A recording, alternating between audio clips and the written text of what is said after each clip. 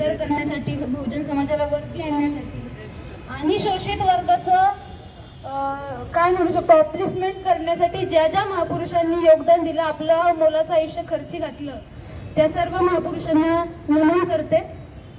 सर्वप्रथम मी सर्वांना एक विनंती करेल की सर्वांनी स्वतःसाठी टाळ्या वाजवा, कारण अत्यंत यशस्वीपणे सर्वांनी आपापले राजकीय घोडे पुढे केले। खूप सुंदर। म्हणजे बघा ना, मुद्दा होता की आपले अधिकार आणि आपली कर्तव्य यांविषयी बोलायचं, पण सर्वांनी आपापल्या राजकीय भूमिका खूप छानपणे मांडल्या आणि तू कसा चूक मी कशी बरोबर हे खूप छानपणे सांगितलं, त्यामुळे सर्वांचं कौतुक। आणि आता मी मुद्द्यावर येते। एक शैक्षणिक संघटना चालवत असताना काही मुद्दे समोर आले आणि ते म्हणजे की आपल्या ज्या जिल्हा परिषदेच्या शाळा आहेत, महानगरपालिकेच्या शाळा आहेत, त्या शाळांमधले शिक्षक आहेत ते शाळा सोडून जात आहेत। त्याचं कारण असं की त्यांचा पगार वेळेवर होत नाही, शैक्षणिक दर्जा खालवलाय।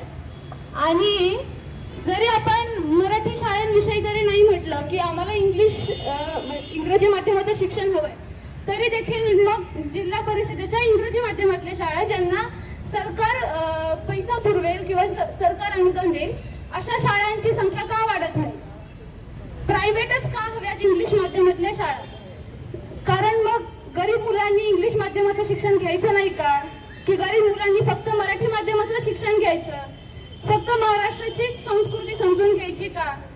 परदेशातली संस्कृती समजून घ्यायची नाही का गरीब मुलांनी? यासोबत हा झाला शाळकरी मुलांचा प्रश्न।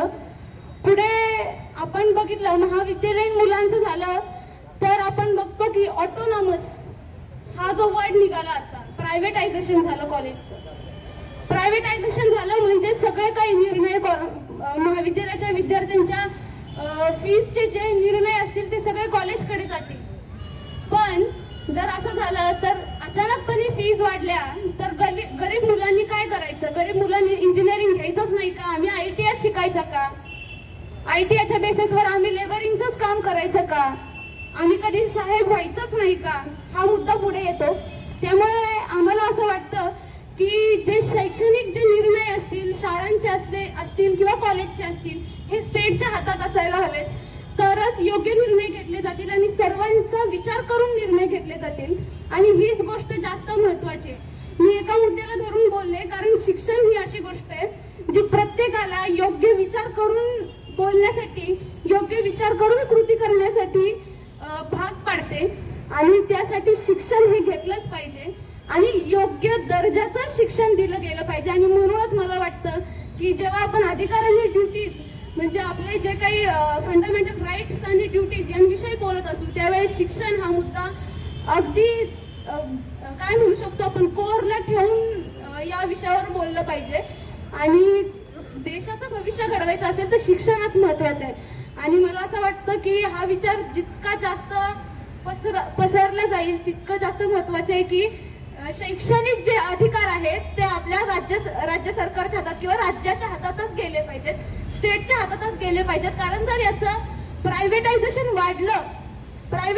वाढलं तर गरीब विद्यार्थ्यांच्या शिक्षणावर गदा येईल। कारण सगळ्यांनाच माहिती आहे की आपली आर्थिक परिस्थिती व्यवस्थित नाहीये आणि प्रत्येक गरीब विद्यार्थी हा जेव्हा कॉलेज निवडायचं, कुठली साईड घ्यायची किंवा पुढे नोकरी भेटणार आहे, तर मग आपल्या बापाची परिस्थिती आहे का तेवढी फी भरायची, आपल्या आईची परिस्थिती आहे का तेवढी फी भरायची हा विचार करतो।